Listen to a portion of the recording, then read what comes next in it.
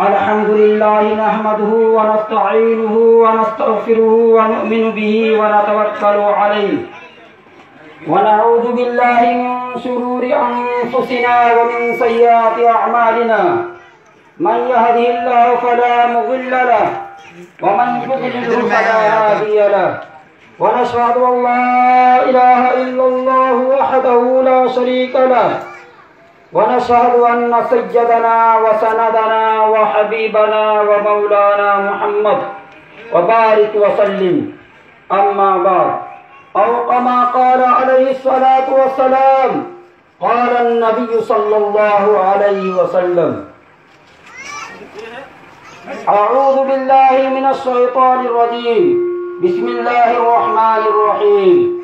يا أيها الناس اتقوا ربكم الذي خلقكم من نفس واحدة وخلق منها زوجها وبث منهما رجالا كثيرا ونساء واتقوا الله الذي تساءلون به والأرحام إن الله كان عليكم رقيبا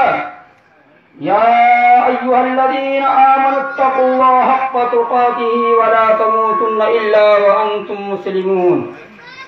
يا أيها الذين آمنوا اتقوا الله وقولوا قولا سديدا يصلح لكم أعمالكم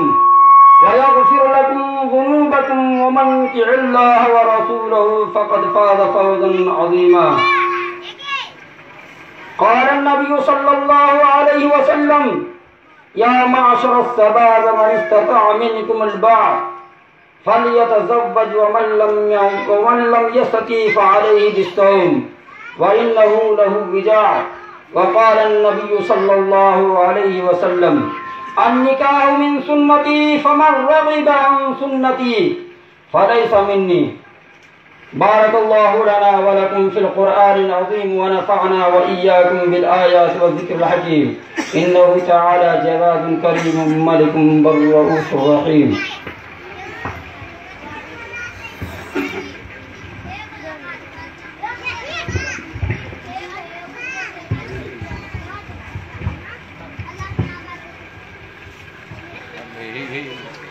بابو شمشیر عالم صاحب میں آپ کی طرف ابھی مخاطب ہوں، غور سے سن کر اور اس کا جواب دینا ہے۔ جناب معین الدین صاحب مرحوم کی دختر نیک بی بی علیسہ خاتون کا دین مہر 51,000 روپیہ سکہ رائج الوقت علاوہ نفقہ مع سکنا کے ساتھ گواہ اول جناب محمد ظہور صاحب چند سنگھ پٹی، گواہ دوم جناب مجیب الرحمان صاحب رامپور لاہی ضلع مدھے پورہ، بقضا جناب حافظ نجم الدین صاحب ابن مولانا محمد ریاض الدین صاحب وہ تمام حاضرین مجلس کے سامنے میں آپ کی زوجیت میں دیا، آپ نے قبول کیا۔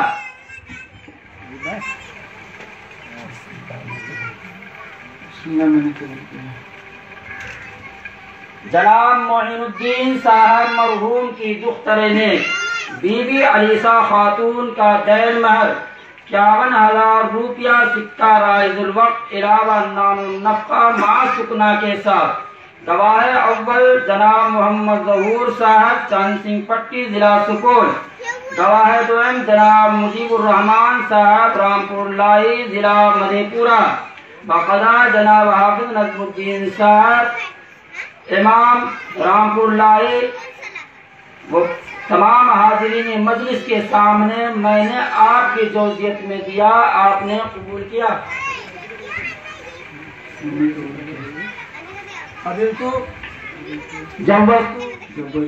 نکاح